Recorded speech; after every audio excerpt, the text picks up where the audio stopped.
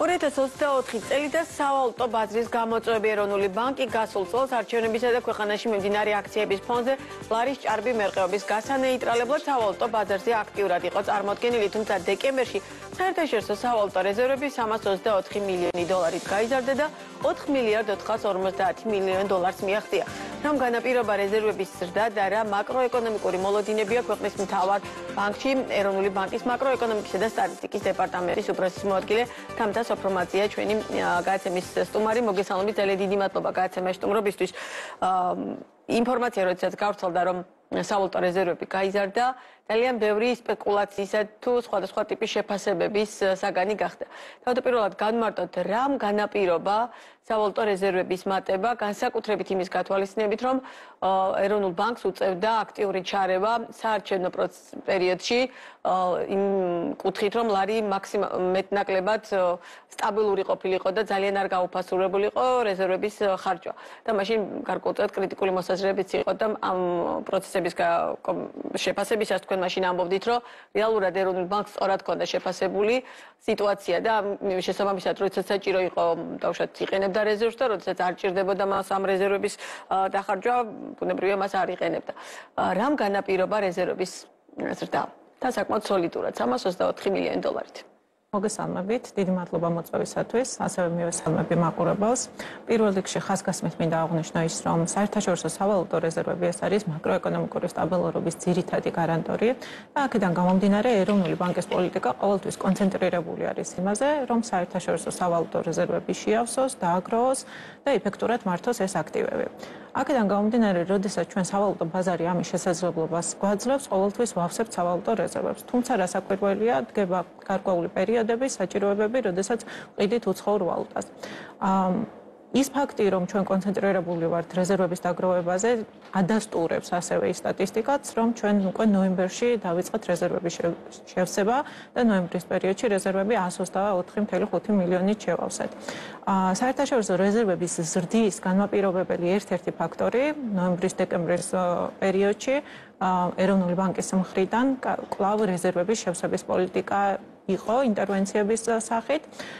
ასევე რეზერვების დაგანაპირობა იმ ფაქტმაც, რომ საბანკო სექტორში დეპოზიტები არის მზარდი, უცხოური ვალუტის დეპოზიტები ნოემბრის მონაცემებით წინა წელთან შედარებით 15%-ით გაიზარდა, წინა თვესთან შედარებით 2%-ით გაიზარდა და აი ამ ფაქტმა სარეზერვო ნორმის ზრდასთან ერთად დამატებით გაზარდა რეზერვები და წლის ბოლოსათვის ეს მაჩვენებელი 4.55 მილიარდი დოლარი არის. თუმცა თქვენი ოპონენტები ამბობენ, რომ საერთაშორისო სტანდარტებითაც არის დადგენილი, დავუშვათ რაღაც გარკვეულ ზღვარს აი ამ ზღვრის ქვემოთ არის ეს რეზერვები და შესაბამისად ეს იმ მაკროეკონომიკურ სტაბილურობას, რომელიც თქვენ ახსენეთ ხა თქვენი საუბრის დასაწყისში, გარკვეულწილად საფრთხეს უქმნის. მოდი ესე აღვნიშნოთ, რომ საერთაშორისო სავალუტო მნიშვნელოვანია, რომ საერთაშორისო სავალუტო რეზერვები, რა თქმა უნდა, ადეკვატურ დონეზე გქონდეს. ამისათვის არსებობს გარკვეული მეთოდოლოგია, გარკვეული საერთაშორისო სტანდარტები, მაგალითად ერთ-ერთი ყველაზე გავრცელებული მეტრიკა და შეფასება ამისი არის, რომ რამდენად შეუძლია საერთაშორისო სავალუტო რეზერვებს იმპორტის გადაფარვა და ოპტიმალური მაჩვენებელი აქ მიჩნეული არის 3 თვის იმპორტის გადაფარვა. სწორედ დღეს გამოქვეყნდა იმპორტის მონაცემებიც და დღეს არსებული რეზერვები, რომ ნახოთ თუ როგორია იმპორტთან ფართობა, საკმაოდ ახლოს არის აი ამ ოპტიმალურ სამ გადაფარვის მაჩვენებელთან, დაახლოებით 2.8 არის ეს კოეფიციენტი. ასევე არსებობს სხვა უფრო კონსერვატიული შეფასებებიც და ეროვნული ბანკი, როდესაც გეგმავს გრძელვადიან პოლიტიკას, ყოველთვის კონცენტრირებული არის იმაზე, რომ ეს ოპტიმალური დონე ქონდეს. რა თქმა უნდა, მოკლევადიან პერიოდებში შეიძლება მოხდეს საჭიროება ან გარკვეული ტიპის შოკი მოხდეს და აქედან გამომდინარე ამ მაჩვენებელთან შედარებით შეიძლება დაბალი აღმოჩნდეს, თუმცა გრძელვადიანი პოლიტიკა მაინც ყოველთვის კონცენტრირებულია იმისთვის, რომ აი ამ მაჩვენებელზე კვლავ ავიდეთ. ისევე როგორც მაგალითად მონეტარული პოლიტიკის წარმართვისას ჩვენი სამიზნე მაჩვენებელი ინფლაციის არის 3%, თუმცა შეიძლება რაღაც გარკვეულმა მოკლევადიან შოკებმა და ფაქტორებმა გამოიწვიოს 3%-დან გადახრა ინფლაციის, თუმცა ჩვენი გრძელვადიანი პოლიტიკა მაინც ყოველთვის იმისკენ არის მიმართული, რომ 3%-ს დაუახლოვოთ და ამას ეროვნული ბანკი წარმატებით ახერხებს. ისევე როგორც რეზერვების შემთხვევაში, რომ შევხედოთ ისტორიულ განვითარებას რეზერვებისას, იყო გარკვეული მომენტები, როდესაც შემცირდა რეზერვები, თუმცა იმ პოლიტიკიდან, გრძელვადიანი პოლიტიკიდან გამომდინარე, რომ ეროვნული ბანკი კონცენტრირებულია რეზერვების შევსებაზე, ჩვენ კვლავ ვავსებთ ამ რეზერვებს. კი ბატონო, ძალიან მნიშვნელოვანი აქვე განმარტოთ და მაყურებელს უთხრათ რეალურად ვახტანგ ჭარაია, რომელიც გადაცემის დასაწყისში საუბრობდა, მან თქვა, რომ საქართველოს სავალუტო რეზერვები დღეს იმდენად კარგ მდგომარეობაშია, რომ რაიმე განსაკუთრებულ რყევებს წესით არ უნდა ველოდოთ. შეგვიძლია და შეუძლია თუ არა ეროვნულ ბანკს, ცენტრალურ ბანკს თქვას თამამად, რომ ქვეყნის სავალუტო რეზერვები არის ისეთი დღეს იმ ნიშნულზე, რომ ქვეყნის მაკროეკონომიკურ სტაბილურობას რაიმე ტიპის საფრთხე ამ მიმართულებით არ უნდა დაუდგეს. ჯერ შევეფასოთ მიმდინარე სიტუაცია, იმიტომ რომ ზოგადად სავალუტო ბაზარზე რა იწვევს რყევებს, ჩვენ ხშირად აღვნიშნავთ ის, რომ საქართველოში მოქმედებს ცურავი გაცვლითი კურსის რეჟიმი და გაცვლითი კურსი ამ პირობებში ჩამოყალიბდება მაკროეკონომიკური ფუნდამენტური ფაქტორების საფუძველზე. რომ შევაფასოთ ახლა თუ როგორი არის მაკროეკონომიკური ფუნდამენტური ფაქტორები, ამას ყველაზე კარგად აფასებს ქვეყანაში რა სავალუტო შემოდინება და გადინების ბალანსი არის, რომელსაც სრულად ასახავს მიმდინარე ანგარიშის ბალანსი. სწორედ 30 დეკემბერს გამოაქვეყნეთ ჩვენ ეს მიმდინარე ანგარიშის ბალანსი, მესამე კვარტალში იყო დადებითი, იყო პროფიციტული, რაც საკმაოდ იშვიათად ხდება საქართველოს ნაირი მცირე ზომის ქვეყნებში და ჯამურად სამე კვარტალი რომ შევაფასოთ, დაახლოებით 3.5% არის მიმდინარე ანგარიშის მეოთხე კვარტალი ამაზე იმ მასშტაბის გავლენას ვერ იქონიებს, რომ დაუშვათ რაიმე მნიშვნელოვანი რყევები ვნახოთ. დიახ და ასევე გასათვალისწინებელია ისიც, რომ გარკვეული ტიპის ინდიკატორები, წინსწრები ინდიკატორები თუ რა შეიძლება გქონდეს მეოთხე კვარტალში, ასევე რა თქმა უნდა არსებობს. ერთ-ერთი მთავარი კომპონენტი ამ მიმდინარე ანგარიშის ბალანსი არის სავაჭრო ბალანსი და სწორედ თქვენც აღნიშნეთ გადაცემის დასაწყისში დღეს გამოქვეყნდა ეს მონაცემები და ექსპორტიდან მიღებული, საქონლის ექსპორტიდან მიღებული შემოსავლების ზრდა კვლავ გრძელდება და შესაბამისად აი ეს არის მთავარი, რაც ასახავს აი ამ ფუნდამენტურ ფაქტორებს.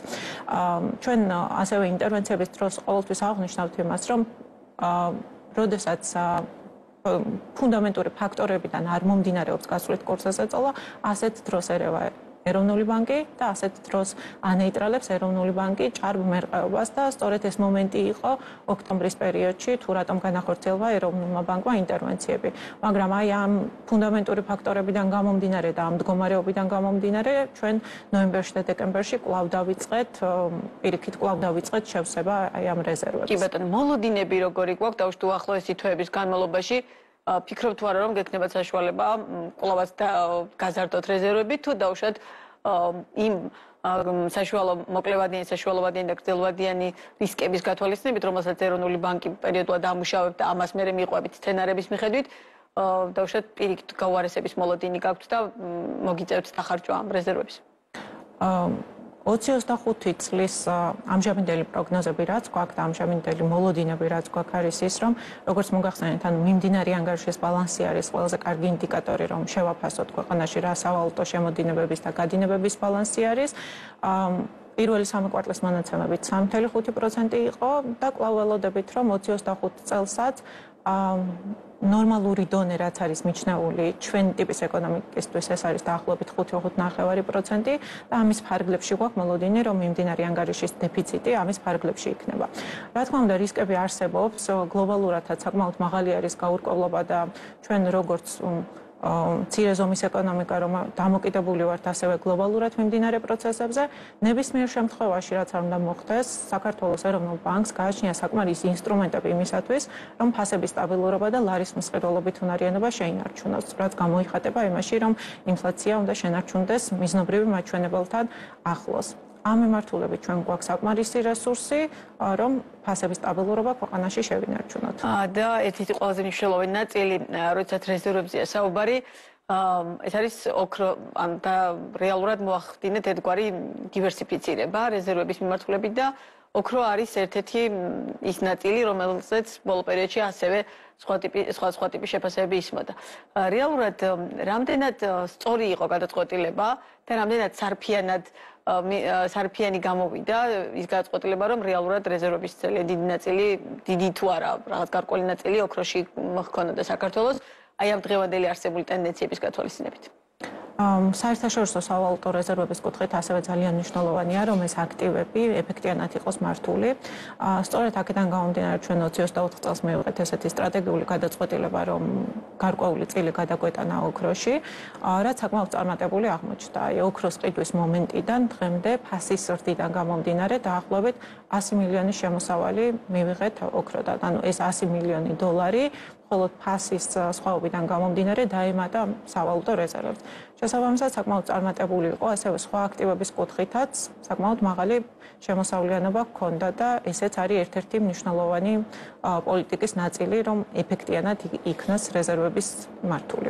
ჩვენ თქვენ საუბრის განმავლობაში გარკვეულწილად შეეხეთ ინფლაციას, თუმცა მთლიანობაში ჩვენი საუბრის ბოლოსკენ მაინც რომ კიდევ ერთხელ აუხსნათ მაყურებელს, როგორია ინფლაციასთან დაკავშირებული მოლოდინები, რა ტიპის რისკებია დღეს ისეთი, რომელმაც შეიძლება ინფლაციის მაჩვენებლები, სამიზნე მაჩვენებლის მაღლა აწიოს, ამ პირიქით დაუშვათ ქვემოთ ჩამოვიდეს და რამდენად ახერხებთ ინფლაციური პროცესების რეალურად მართვას და იმის თქმა შეგვიძლია თუ არა მაყურებლისთვის, რომ მას შეუძლია მეტნაკლებად შვიდად იყოს, ბუნებრივია ხომ შვიდად ყოფნა თვალთ ესეთი, არ ვიცი, ამდენად სწორი ფორმულირებაა, თუმცა დამშვიდებული იმ კუთხით, რომ რეალურად შეგიძლიათ მართოთ ეს პროცესები და ინფლაცია არ გახდეს დაუშვათ სამიზნე მაჩვენებელზე ბევრად მაღალი, რაც მე ძალიან დიდ პრობლემის შექმნელი შეიძლება აღმოჩნდეს სამხმარებლო ბაზრისთვის.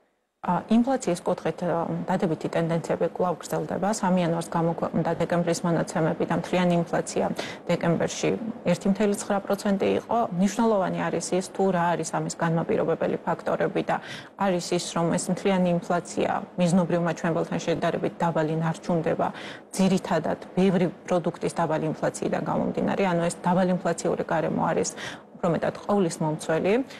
რაც შეეხება ინფლაციური პროცესების მართვას, საქართველო არის ერთ-ერთი და საქართველოს ეროვნული ბანკი არის ერთ-ერთი გამორჩეული ქვეყანა იმ მხრივ, რომ ჩვენთან გაცილებით უფრო ადრე შემცირდა ინფლაცია, რომელიც კოვიდმა და პოსტკოვიდურმა პერიოდმა განაპირობა და უკვე 23 წლის დასაწყისიდან 2 წელიწადი არის ჩვენთან დაბალი ინფლაცია ნარჩუნდება.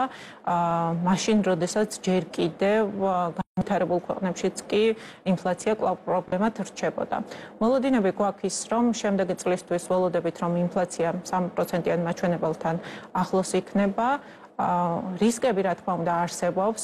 უკვე აღვნიშნე, რომ გლობალურად სწრაფად ცვალებადი არის მდგომარეობა, შესაბამისად, თუ როგორ განვითარდება მოვლენები და საერთაშორისო ბაზრებზე ნედლეული პროდუქტის ფასები როგორ ჩამოყალიბდება, ამას ჩვენზე გადმოცემა აქვს და საკმაოდ მაღალი მერყეობით ხასიათდება ეს. თუმცა ნებისმიერ შემთხვევაში საქართველოს ეროვნულ ბანკს აქვს საკმარისი რესურსი, ყველა ის ინსტრუმენტები, რომ ფასების სტაბილურობა ქვეყანაში უზრუნველყოთ. ამის დასტურია ის, რომ ეს ყველაზე კრიტიკული პერიოდი, რაც იყო მსოფლიოსთვის ინფლაციის კუთხით, 2023 და 2024 წლის განმავლობაში, ჩვენ წარმატებით შევინარჩუნეთ ინფლაცია მიზნობრივ მაჩვენებელზე ქვემოთ. ძალიან დიდი მადლობა საინტერესო საუბრისთვის. დავაკვირდეთ ტენდენციებს და ბუნებრივია კვლავაც გელოდების სტუდიაში უკვე შემდგომ პროცესების ანალიზით იმის მიხედვით როგორი იქნება ან რეზერვებთან ან დაუშვათ ინფლაციის მართვასთან დაკავშირებული სიტუაცია. თამთა სოფრომაძე იყო ბიზნეს პარტნიორის პირდაპირ ეთერის სტუმარი.